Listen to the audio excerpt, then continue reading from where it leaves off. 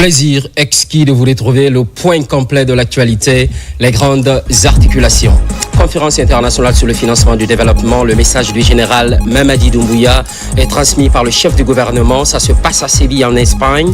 Les questions climatiques ont filtré, des plaidoyers sont faits également pour plus d'équité.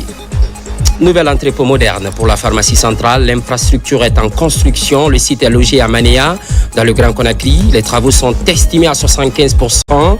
Sur place, des consignes sont données pour l'achèvement de l'édifice. Culture, l'album La Renaissance, c'est à l'actif du slammer André Lelano-Flamy, le maître des mots.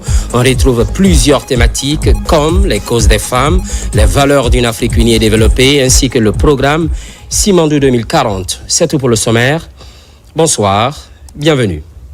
À Séville, le Premier ministre dévoile le message du chef de l'État, le général Mamadi Doumbouya, message axé sur les contraintes climatiques en matière de financement du développement.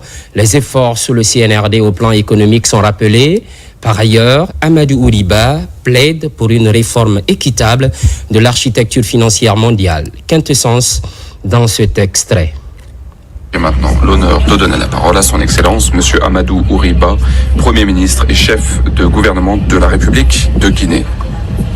Excellence, M. Pedro Sanchez, président de la conférence. Excellence, M. Antonio Guterres, secrétaire général des Nations Unies. Excellence, Mesdames et Messieurs, chefs d'État et de gouvernement.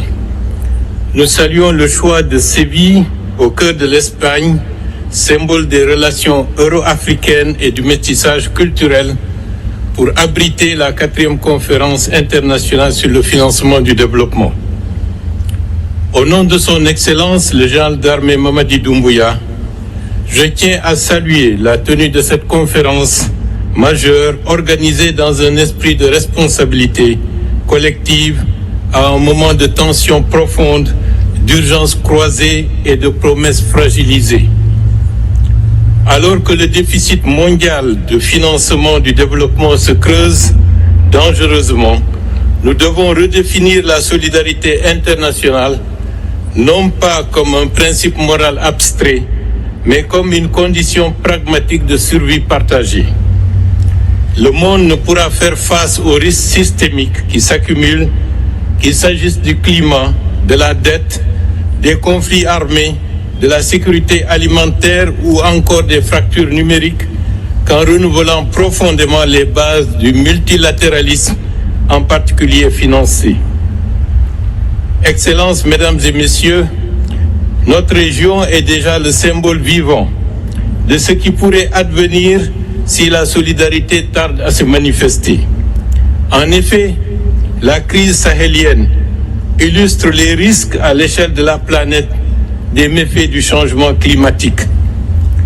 La République de Guinée, pays en transformation, riche de promesses, de ressources naturelles, mais vulnérable aux chocs climatiques, économiques et géopolitiques, porte une voix singulière et légitime dans ce débat. Nous sommes confrontés à une équation complexe, répondre à des besoins sociaux urgents, tout en assurant une transition économique compatible avec les objectifs mondiaux, en particulier ceux climatiques et économiques. C'est pourquoi nous appelons à des instruments de financement différenciés qui tiennent compte des réalités spécifiques des pays comme le nôtre.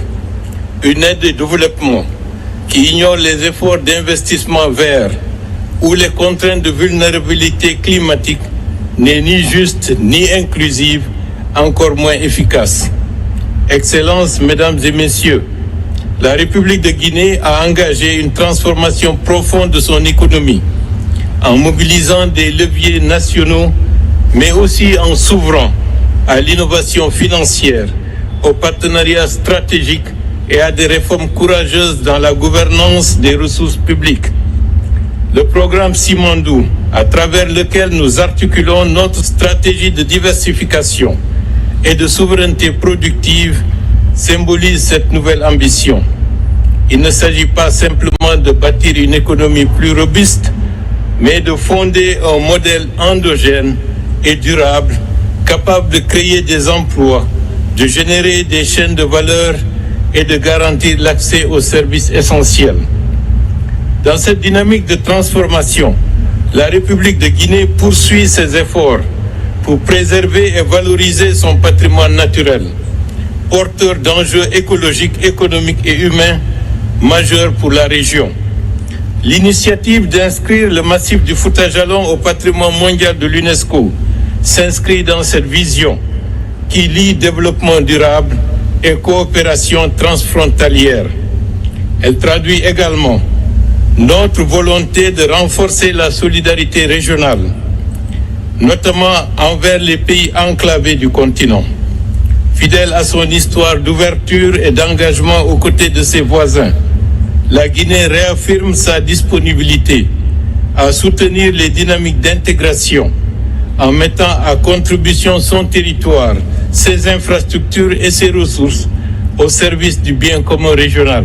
La République de Guinée ne vient pas demander un traitement d'exception, mais une reconnaissance équitable des efforts engagés et des droits de chaque peuple à tracer sa voie vers la prospérité. Que la plateforme de Séville ne soit pas simplement un document de plus, mais un tournant concret dans la manière dont nous décidons ensemble de financer l'avenir que nous prétendons vouloir bâtir. Je vous remercie.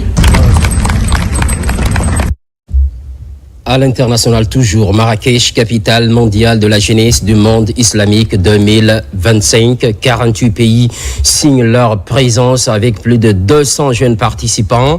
La Guinée répond favorablement à ce rendez-vous interculturel. Le ministre Bogola représente le tricolore national. Moussa Komara, envoyé spécial. Alors que la température est à 44 degrés à Marrakech, les portes de Médine s'ouvrent pour accueillir le Forum international de la jeunesse autour du thème « Jeunesse du monde islamique, défi post-Covid ». Il s'agit là de renforcer les capacités d'innovation et de résilience des jeunes face aux crises. Cette cérémonie, on va le considérer comme un outil institutionnel pour approfondir le débat entre les jeunes et surtout les jeunes, entre les jeunes islamiques et les jeunes africains. À cet événement majeur, Marrakech, capitale de la jeunesse du monde islamique, plus de 200 jeunes sont venus de plus de 48 pays de l'Organisation de la coopération islamique. C'est une occasion pour démontrer les capacités des jeunes marocains, mais aussi une occasion pour avoir un échange d'expérience sur les différents programmes, projets à destination de la jeunesse islamique, musulmane. Et aujourd'hui, l'objectif étant, c'est justement de pouvoir démontrer que quand le jeune, de manière générale, rêve, ce rêve-là se concrétise en projet à partir du moment où on lui donne les moyens de réaliser ce projet-là. La Guinée, pays membre de l'ECI, est représentée par le ministre de la Jeunesse et des Sports et deux jeunes leaders. Un cadre idéal pour encourager l'audace de la jeunesse dans la créativité. Nos jeunes vont participer à cet événement, ils vont coopérer, ils vont échanger, ils vont discuter des défis du moment sur le plan digital, sur le plan de la tradition, la question de la sécurité, la question de l'emploi, et tous ces sujets sont à l'ordre du jour. Aujourd'hui, nous nous retrouvons à Marrakech pour parler de cette thématique. Moi, ça me rassure à plus d'un titre. Ce forum international de la jeunesse va durer des jours. La jeunesse après la pandémie de Covid-19, priorité et attente, les répercussions de la pandémie de Covid-19 et son inclusion économique des jeunes sont entre autres thématiques qui seront au menu ce mardi.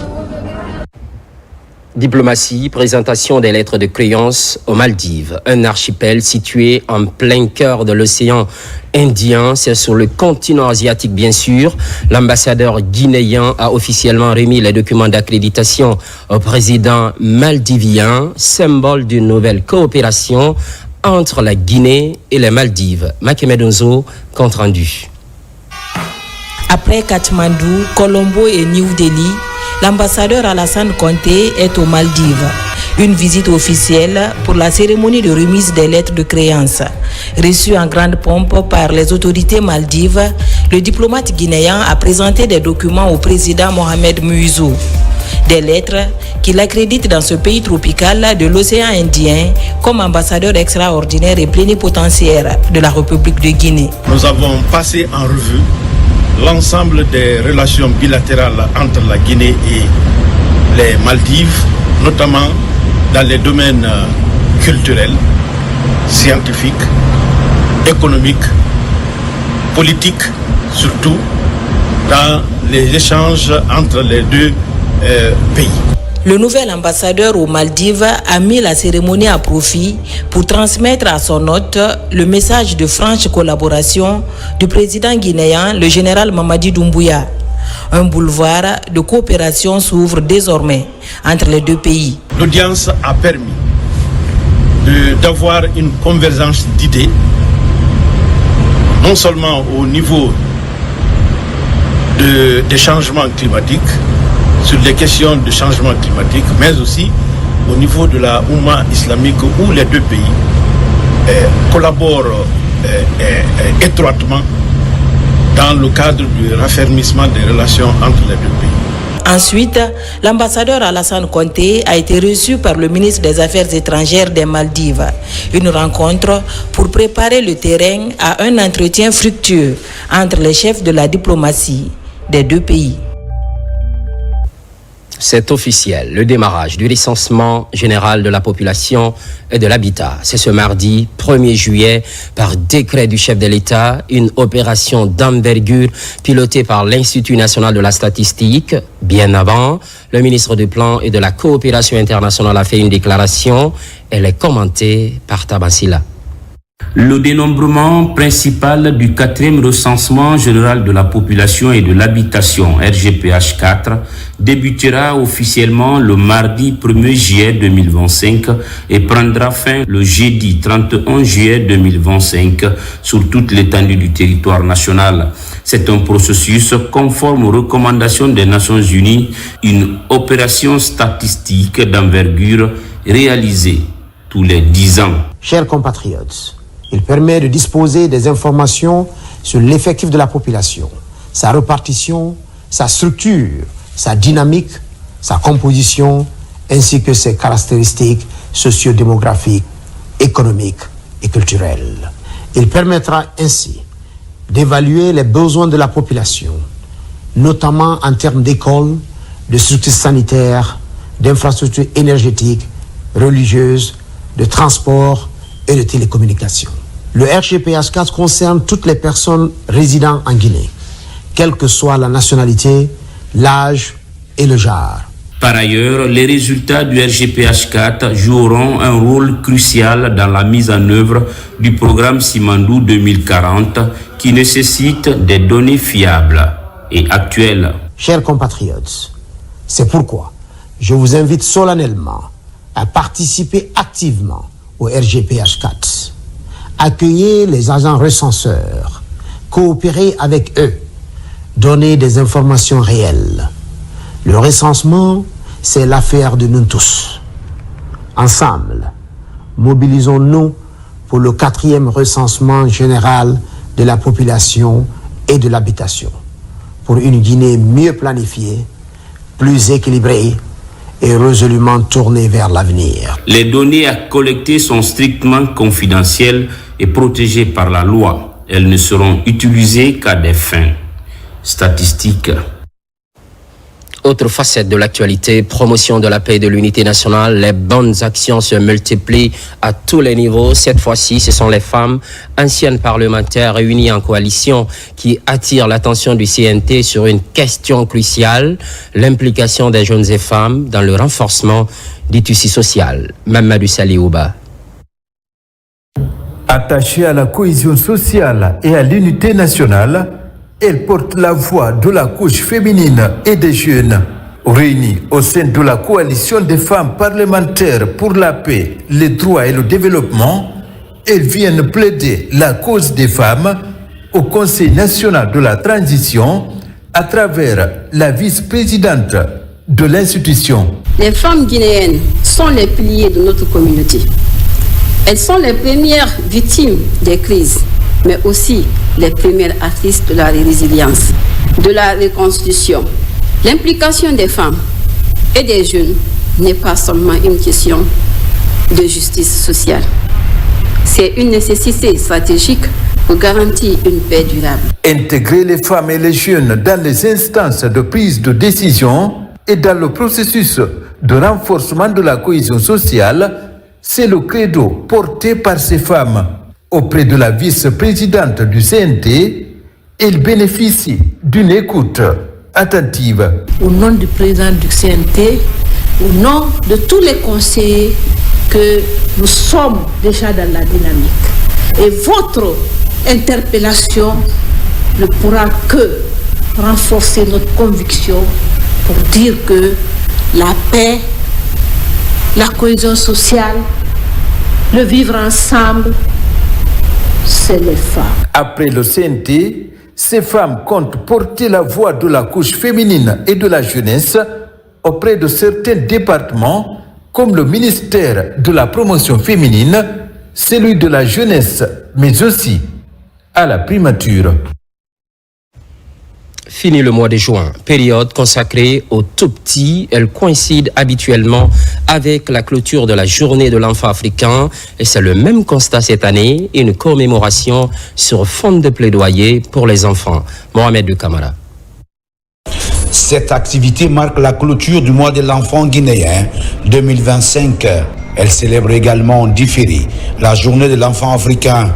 Ces deux événements dédiés à la promotion des droits des enfants viennent meubler les activités du mois de l'enfant. Je voudrais saluer l'effort du gouvernement et par ricochet le président de la République, le général Mamadi Doumbouya, pour sa détermination à construire une société guinéenne inclusive et protectrice pour les enfants que nous sommes. Nous sollicitons du gouvernement des actions ci-après.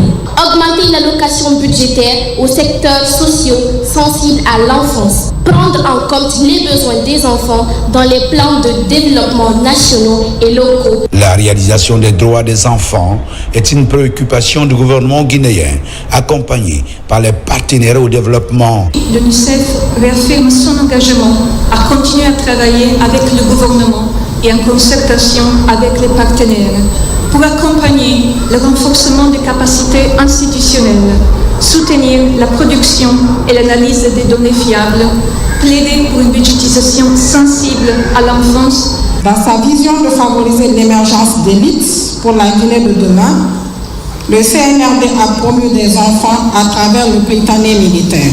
Cette école d'excellence prépare et assure l'avenir des enfants qui y étudient et fait la fierté nationale. Au nom de l'inclusion et dans le cadre du CIMANDO 2040, je porte la voix que la détection de talents puisse être élargie à d'autres horizons, notamment en zone rurale, afin de convertir le potentiel des enfants oubliés en talent, la créativité en génie. Pour accompagner le processus de digitalisation dans le pays, les orphelinats ont été dotés de matériel informatique. Également, la crèche de l'université de l'Abbé, à son tour équipée. Un panel de haut niveau intitulé « Budgétisation sensible aux besoins de l'enfant » a retenu l'attention des invités à la rencontre.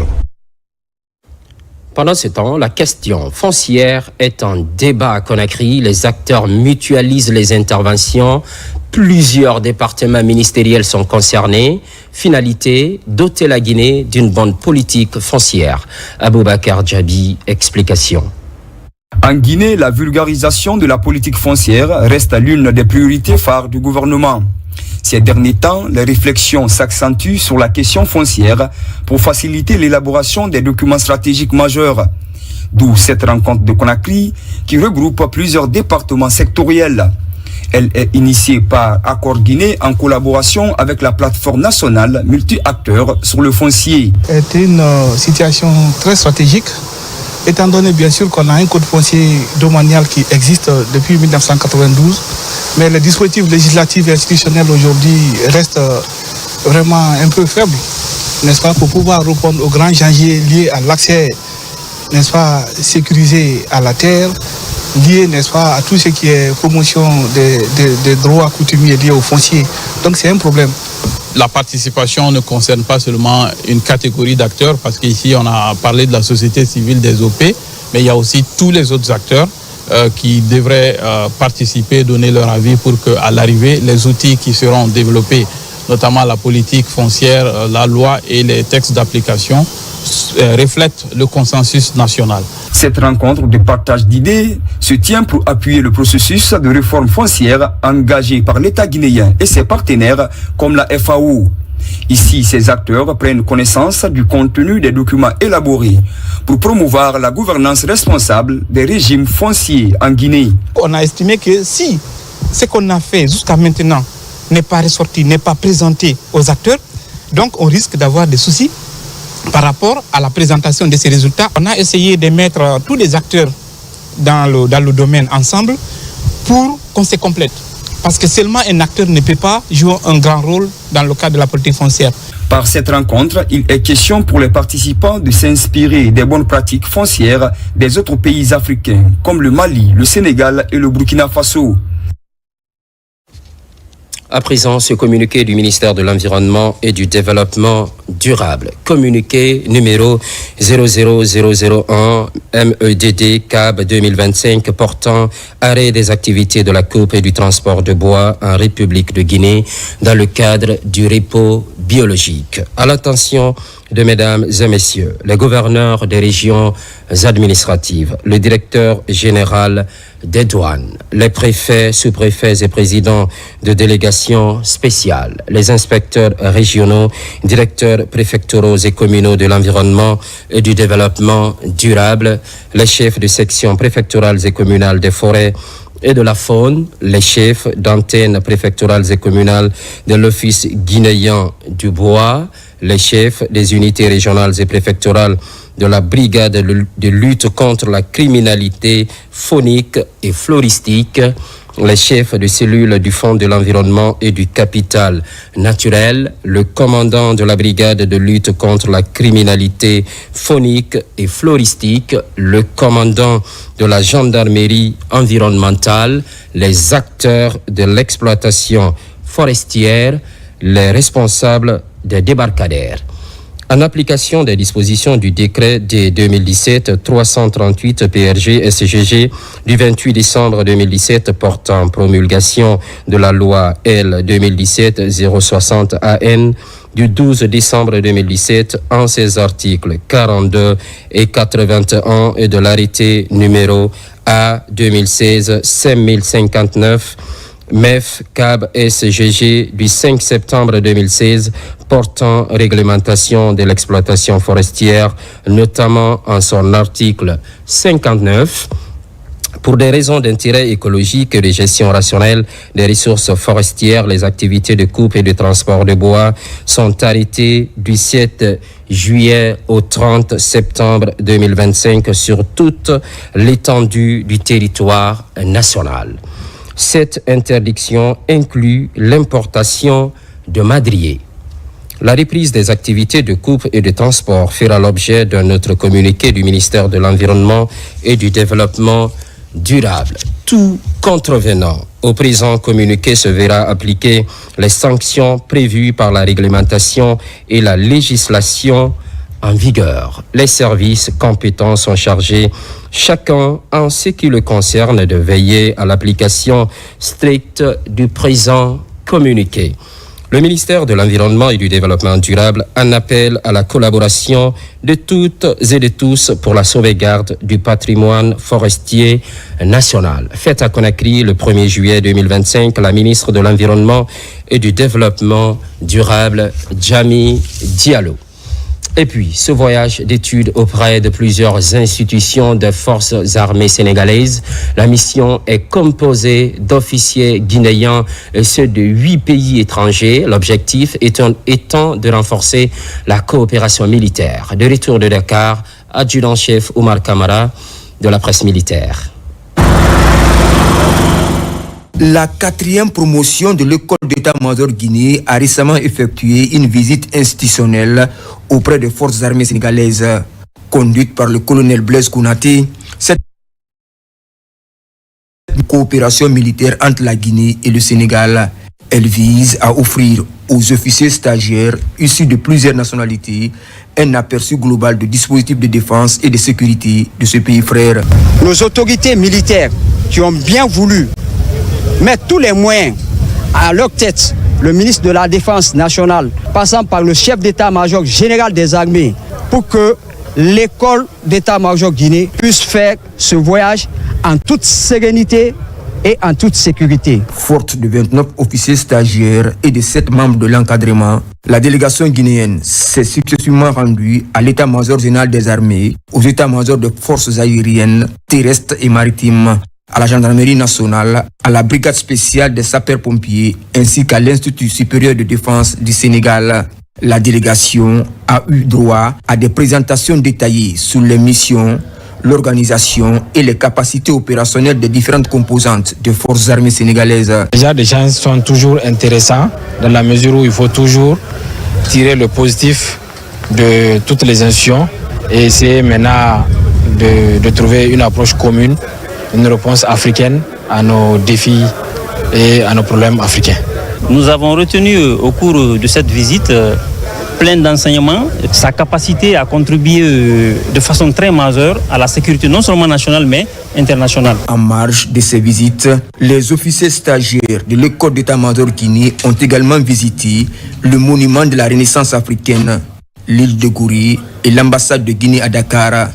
Un dîner gala a été offert par l'état-major général des armées sénégalaises.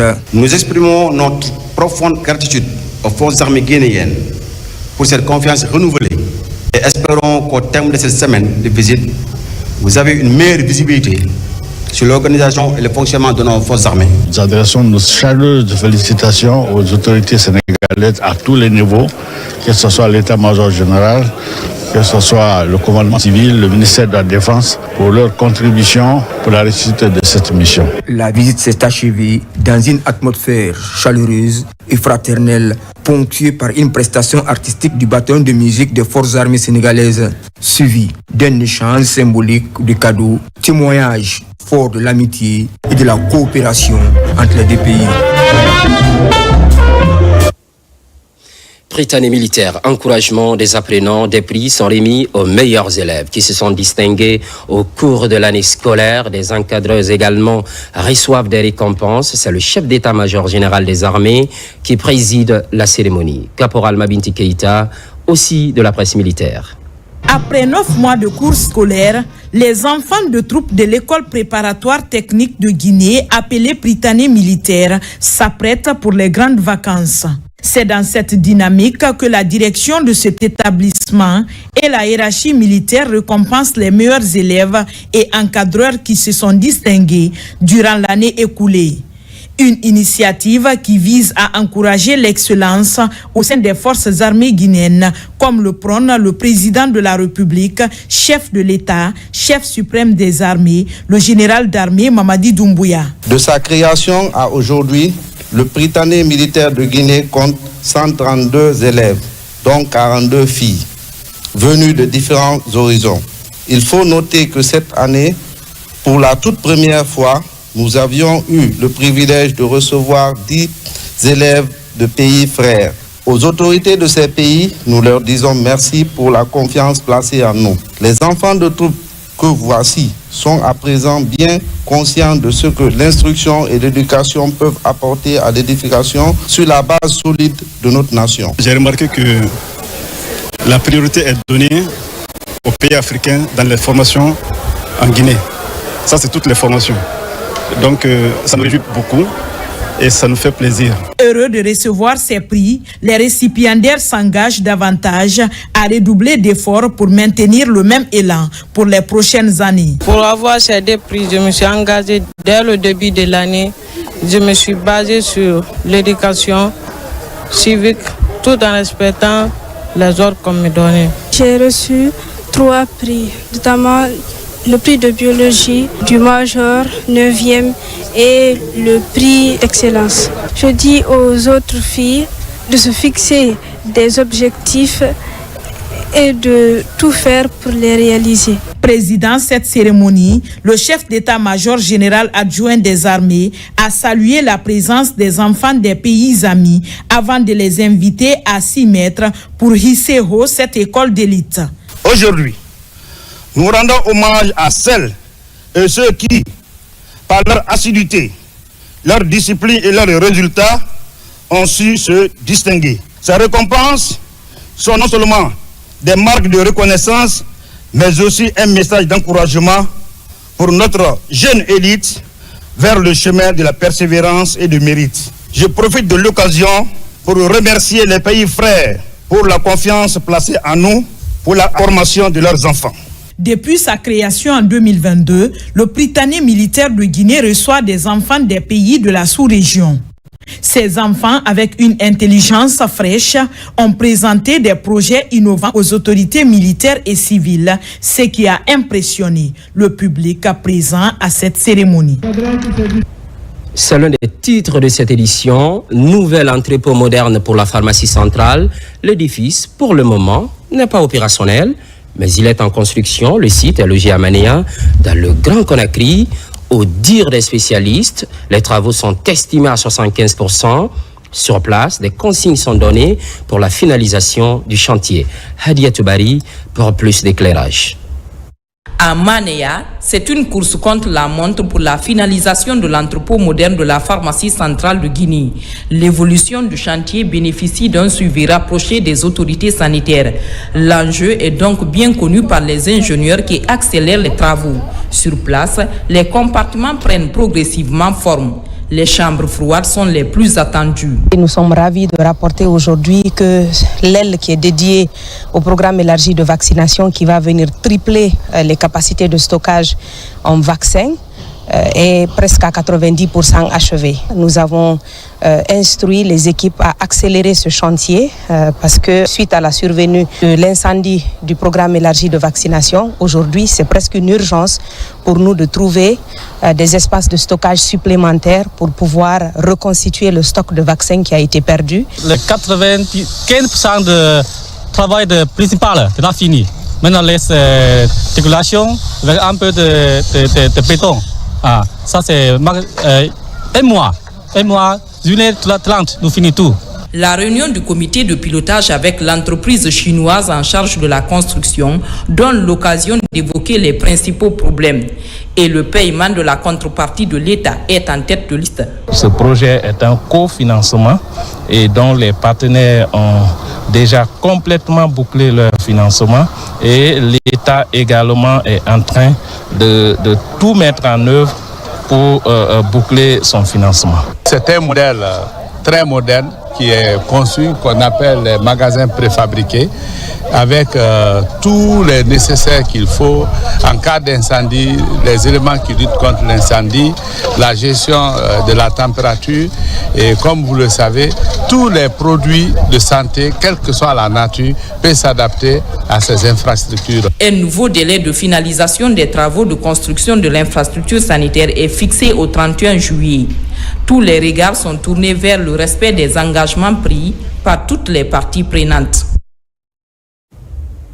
Au même moment, l'abus et le trafic de drogue, on en parle. La lutte s'intensifie. Une journée entière est instaurée par les Nations Unies depuis 1987. En Guinée, la riposte se fait sur forme de sensibilisation. Les jeunes sont la principale cible. Al-Khali Kamara, Mohamed Cherif Kamara.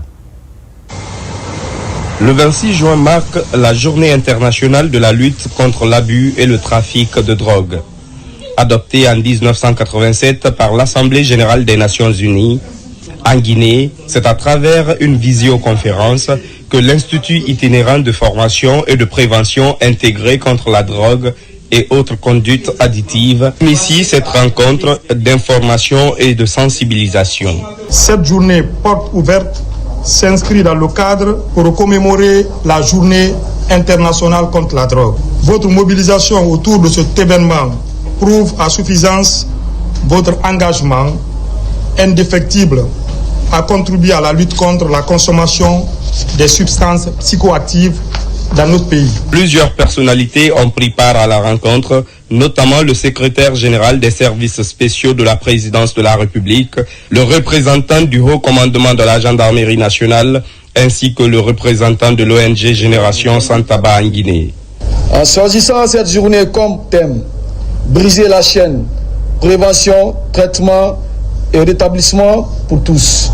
La Guinée reste encore de nos jours confrontée à la consommation abusive, au trafic illicite des drogues, et de la criminalité transnationale organisée. La Guinée étant un pays qui a ratifié les conventions internationales de la lutte contre la drogue et autres, notre ONG demande au gouvernement d'appliquer et de faire appliquer les termes de cette convention.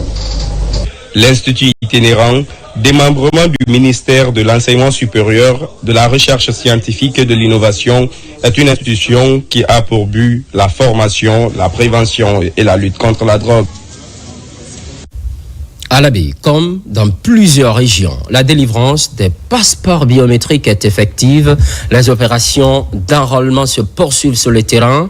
Soulagement pour les populations de l'arrière-pays. Une initiative présidentielle vivement saluée. Alpha Isiagaba, Suleiman Kondé. C'est un vieux rêve qui se concrétise dans la capitale du Fouta. À l'Abbé, les opérations d'enrôlement et de délivrance des passeports biométriques ont été lancés par le ministre Bachir Diallo. À la direction régionale de la police, les kits sont déjà sur place et les opérations ont commencé. Cet événement marque une étape décisive dans notre démarche visant à renforcer l'accès aux services administratifs, à simplifier les démarches pour nos citoyens et à moderniser notre système de gestion des documents officiels. L'acquisition des passeports biométriques, c'est une composante essentielle de la vision du président, le général Mamadi Doumbouya, de satisfaire tous les besoins, tous les services publics dont nos citoyens ont besoin. Dans un contexte de refondation, le rapprochement des services publics des populations est une priorité. Cette politique de modernisation de l'administration publique vient ainsi alléger les difficultés des populations dans l'obtention des documents officiels. Aujourd'hui, on ne peut que remercier le général Mamadi Doumbouya parce que ça confirme encore l'engagement du pouvoir central à amener l'administration près des administrés. Les mêmes opérations d'enrôlement et de délivrance des passeports biométriques sont déjà en cours dans les autres régions administratives du pays. Pour la région de l'Abbé, ce sont les préfectures de Mali, Koubia, Tougué et Leloma qui sont directement concernés. Sur tout autre plan, enquête agricole, les agents impliqués se perfectionnent. Il s'agit de consolider les compétences professionnelles sur la collecte des données agricoles. 6 jours de remise à niveau afin de maîtriser les nouveaux outils favorables aux statistiques agricoles. Marwan Kamara, Fodé Kamara. Ce renforcement des capacités est initié à l'intention de 230 agents impliqués dans l'enquête agricole annuelle pour la campagne 2025-2026. Une étape cruciale pour assurer la fiabilité et la pertinence des informations collectées sur le terrain.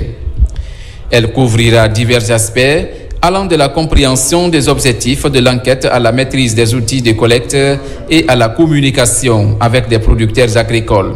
On a essayé de recruter 230 agents pour plus de 15 000 ménages qui vont travailler pour donner à la Guinée la production réelle du pays. Ce projet d'harmonisation et d'amélioration des données est mis en œuvre par l'Agence nationale des statistiques agricoles et alimentaires, ANASA.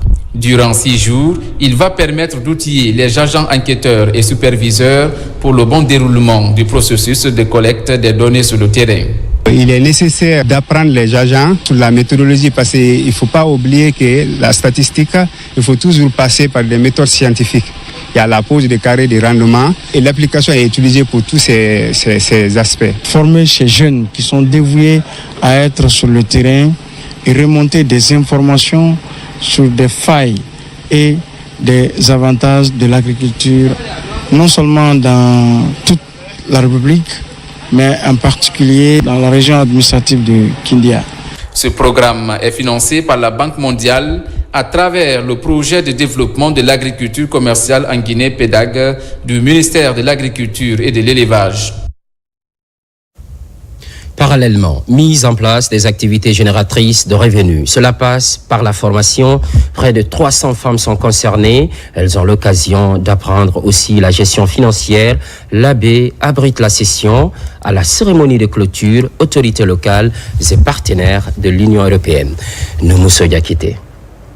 Pendant plusieurs jours, 278 femmes issues de différents secteurs d'activité ont appris à gérer efficacement leurs ressources et à démarrer une entreprise capable de générer des revenus. En parallèle, de nombreuses personnes ont été sensibilisées aux violences basées sur le genre. Soutenu par le ministère de la Promotion féminine, de l'enfance et des personnes vulnérables, le projet est mis en œuvre par l'ONG Children Future Guinée sous financement de l'ambassade d'Allemagne. Cette cérémonie de remise des satisfecits marque un nouveau départ pour ces femmes. Un acquis dont la pérennisation repose sur l'engagement, la motivation, mais aussi sur la solidarité. Les femmes sont un facteur clé qui est parfois, c'est comme caché au milieu d'une pièce.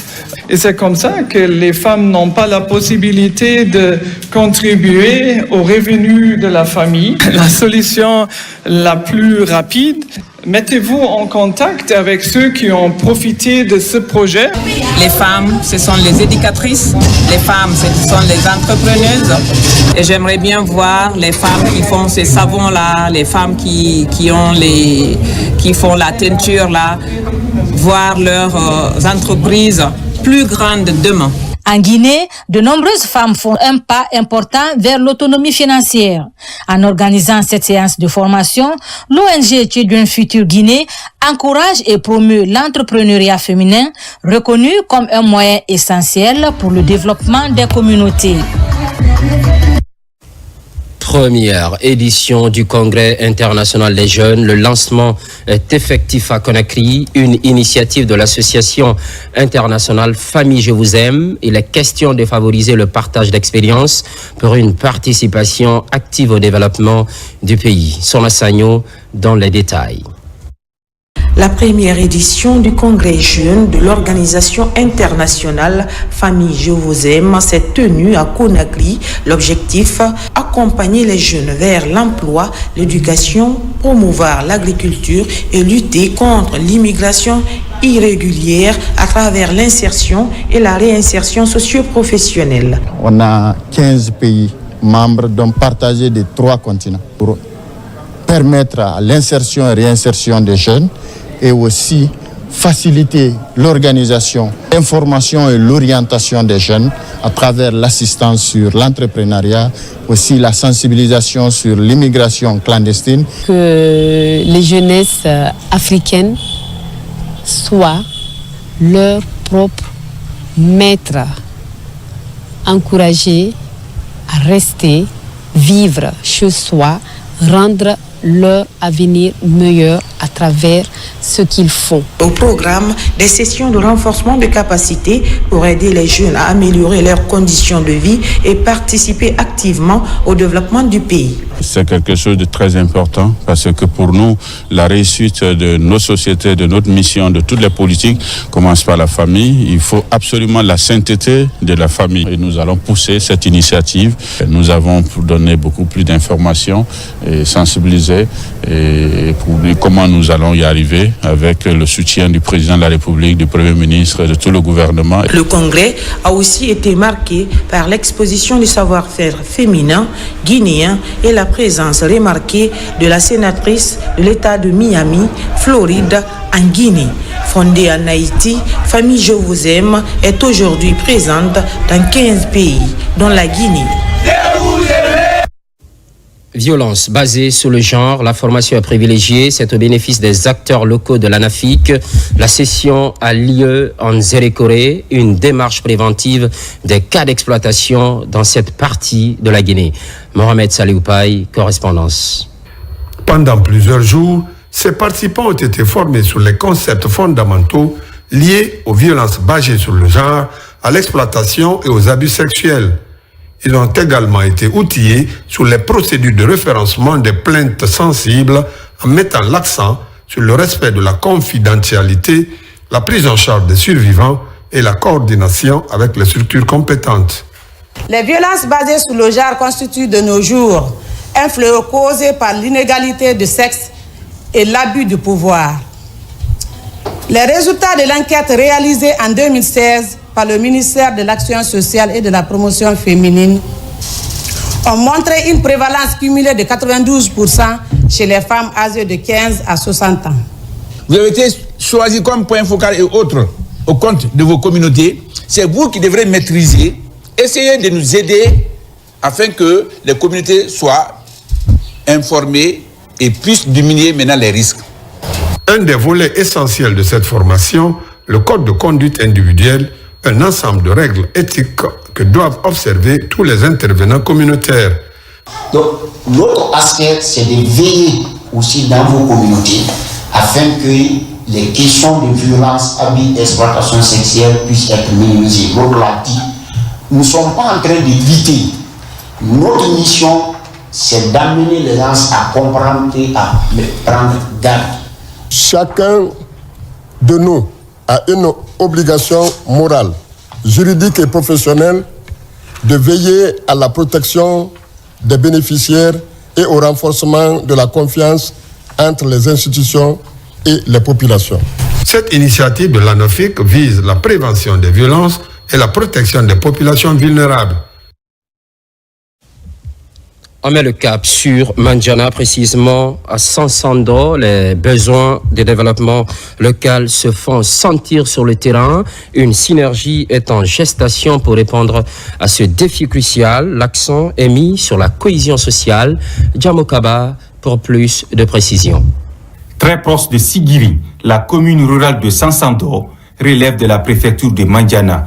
Dans cette localité riveraine du fleuve Niger, de grandes retrouvailles des fils résidents et ressortissants pour une cause nationale. Avec beaucoup d'espérance, le rendez-vous est annuel pour multiplier des invocations pour le bonheur et la prospérité de la République de Guinée. Chacun exprime sa détermination pour soutenir le succès du pays. L'objectif était d'organiser des bénédictions pour les fils ressortissants et plus particulièrement pour le président de la République pour ses différentes œuvres. Toutes les bénédictions faites par les imams et les plaidoyeries formulées par la population ont été accueillies à travers le corps par les représentants de la famille présidentielle.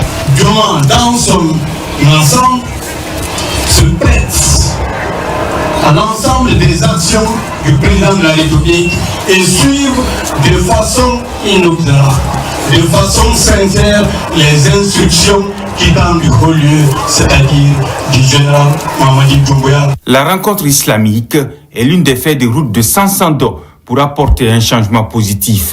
À la première loge, le chef de cabinet du ministère de la Justice, en compagnie de la famille présidentielle. Depuis le 5 septembre, la refondation de l'État est en marche et tout se bouge à merveille.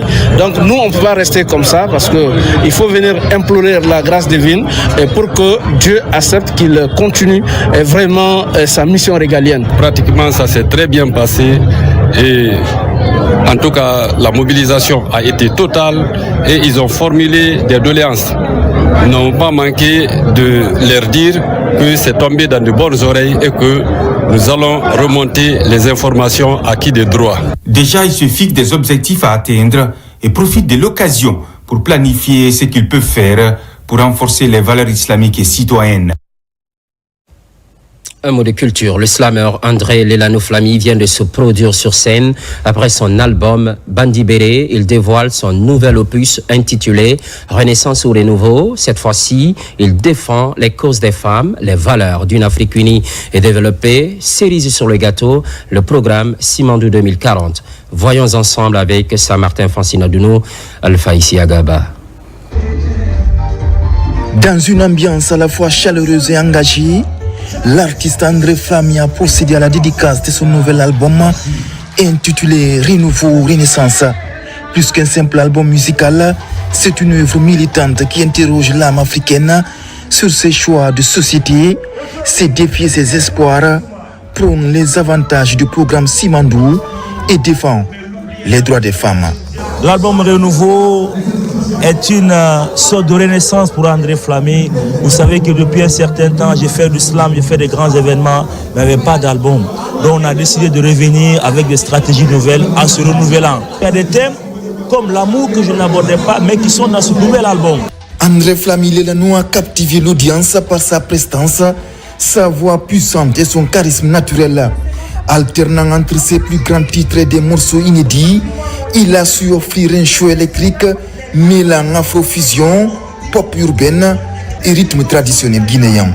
Il y a des messages forts qu'on a voulu passer pour l'Afrique, l'union de l'Afrique, parce que l'Afrique doit travailler pour résister à la nouvelle donne de la géopolitique mondiale. C'est pourquoi tout cela s'appelle Renouveau. La prestation a été rehaussée de la présence des artistes renommés, des femmes responsables et des administrateurs. Dans sa chanson, il rend hommage aux femmes et appelle à une réforme des mentalités, à l'accès équitable à l'éducation et à la fin des violences faites aux femmes. Certaines femmes bénéficient même des satisfecits. Je suis très contente par rapport à ce satisfecit. Je peux quand même dire qu'il n'a pas fait au hasard. Il a bien réfléchi. Le combat que les femmes, nous les services équités, nous menons au sein de notre département. Ce nouvel opus ne se contente pas de divertir, il questionne, interpelle et propose des solutions pour une société meilleure. Sport, compétition nationale e-sport appelée FIFA Champions Guinée 2025. Conakry accueille pour la toute première fois. La compétition est dédiée aux jeux vidéo e-sport. 32 joueurs rivalisent d'ardeur. Sekou Gro Keita remporte le trophée. La régulation de ce sport virtuel intéresse les autorités. Abdoulaye Diallo. Ce coup d'essai aura été un coup de maître. FIFA Champions Guinée a tenu toutes ses promesses. Les 32 gamers ont compéti dans la ferveur du public et un seul a remporté le trophée. Sekou Gro Keita, âgé de 20 ans, décroche le trophée grâce à son art de manier la manette. Le jeune prodige empoche 20 millions de francs guinéens et 10 millions pour le finaliste, plus une console pour chacun. Une immense fierté d'avoir honoré toutes les attentes. Plusieurs pays ont de grandes sources de revenus. Chose due à ce jeu, la Guinée doit rentrer dans cette course inarrêtable dans laquelle nous les jeunes, nous devons être les moteurs, les acteurs de ce développement industriel. J'étais là pour remporter la compétition et qui s'est représenté la Guinée à l'international, mais malheureusement, je finis deuxième. Je suis tombé sur le plus fort que moi, il faut le reconnaître. Donc félicitations à lui. La performance des jeunes gamers honore les parents. Les organisateurs envisagent déjà de belles perspectives pour le e-sport en Guinée. Je suis très fière de mon fils. Aux parents d'enfants, de laisser les enfants de se recréer, d'assister les enfants dans ce qu'ils veulent. C'est de développer ces disciplines, de créer des tournois sur ces disciplines-là, de créer une ligue nationale avec la fédération et des clubs sur toute l'étendue du territoire national, exporter nos talents en Afrique et dans le monde. FIFA Champions Guinée s'inscrit dans une démarche ambitieuse de valorisation du potentiel économique, éducatif et technologique de cette discipline. Les artistes et humoristes de grande renommée comme Kandiakoura et Walisek du Sénégal ont émerveillé l'assistance par des prestations de haut standing.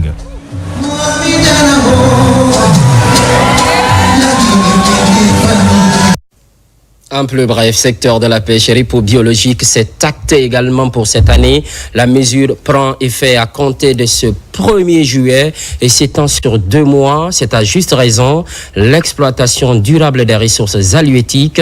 Réaction de la ministre des Pêches à suivre.